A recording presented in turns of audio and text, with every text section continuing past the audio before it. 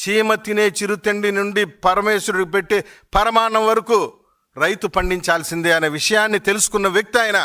కాబట్టి ఎవరు అడక్క ముందే రైతులు గిట్టుబాటు ధర, ఒక మామిడి పంటకైనా, వరి పంటకి, చెరుకు పంటకి, పత్తి, పొగాకు, మిర్చి, వీటన్నిటికీ రైతులు అడక్క ముందునే గిట్టుబాటు ధర ప్రకటించినటువంటి వ్యక్తి నారా చంద్రబాబు నాయుడు గారు. నువ్వు రైతులను పరామర్శించే పేరుతో నువ్వు నీ దండుపాలెం బ్యాచ్ గుంపులు గుంపులుగా వస్తారు.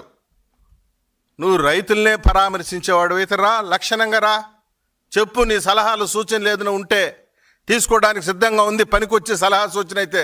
నువ్వు అట్ట కాదు, వందలాది మంది రౌడీ మూకల్ని, గంజాయి మూకల్ని, పిట్ ప్యాకెట్ మూకల్ని వేసుకొని వచ్చేది, సీఎం సీఎం సీఎం అని అరిసేది. ఎవరు సీఎం ఇక్కడ? పులి పులి పులి అని అరిసేది. ఎక్కడ పులి నువ్వు? ఏ ఊరు పులి?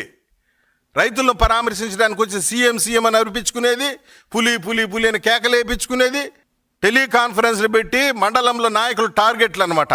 నువ్వు వస్తున్నావు, నువ్వు నిజమైన రైతు నాయకుడు, నువ్వు నిజమైన రైతు బంధు అంటే నిజంగానే రైతులు తరలి వస్తారు నిన్ను చూడడానికి.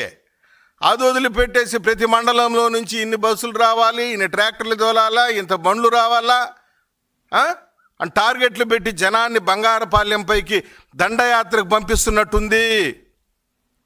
పోలీసులు పర్మిషన్ కేవలం 500 మందికి ఇస్తే 5,000 మందికి పర్మిషన్ ఇచ్చారని చెప్పి ప్రచారం చేయడం నీ దుర్బుద్ధి కాదా అని చెప్పి నేను సూటిగా ప్రశ్నిస్తున్నా.